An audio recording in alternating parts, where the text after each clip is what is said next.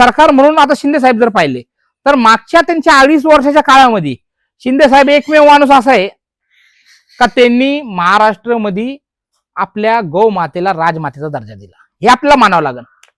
जेवढे एकूण छत्रपती शिवाजी महाराजांनी 360 किल्ले जिंकलेले, त्या 360 किल्ल्यांपैकी मला एक किल्ला असं दाखवायचा का ज्याच्यावर मजारी नाहीये.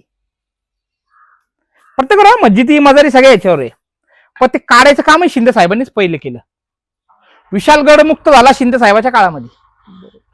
आम्ही शिवसेनेत जायचं कारण तेच आहे का शिंदे साहेबांना हे विचार घेऊन चाललं रे शिंदे साहेब हिंदुत्वाचं.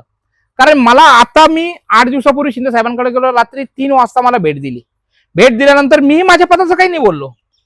शिंदे साहेबांनी मला पहिला प्रश्न केला, एवढे आपले छत्रपती शिवाजी महाराजांचे किल्ले, किती किल्ल्यांवर इनलिगल अतिक्रमण झालेलं आहे, त्या अतिक्रमण काढायचं तुला प्रमुख करतो मी, ते अतिक्रमण आपल्याला पहिले काढायचे म्हणून आपण शिंदे साहेबांसोबत आहे.